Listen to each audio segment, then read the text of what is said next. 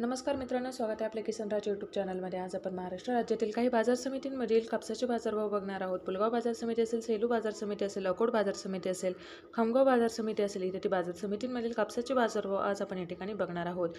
पहिली बाजार समिती आहे उमरेड, आवक आहे 674 क्विंटल, कमीत कमी बाजारभाव 6,500 तर सर्वाधिक बाजारभाव भेटलेले आहे 8,100 रुपये प्रति क्विंटल।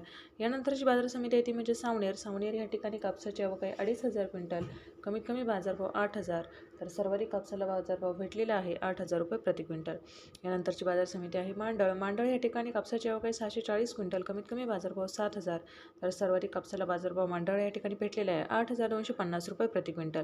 पुढची बाजार समिती आहे वरोरा माडेली या ठिकाणी कापसाची आवक आहे 239 क्विंटल, कमीत कमी बाजारभाव 6,100 तर सर्वाधिक कापसाला बाजारभाव भेटलेला 8,200 रुपये प्रति क्विंटल।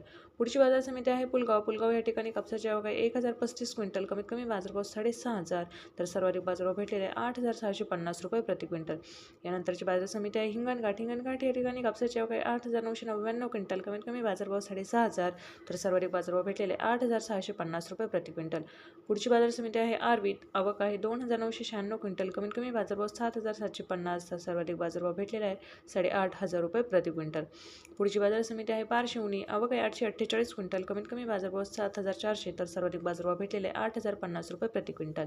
धन्यवाद शेतकरी बांधवांनो, चॅनलला सबस्क्राईब करा, व्हिडिओला लाईक करा आणि हा व्हिडिओ सर्वात जास्त शेअर करा।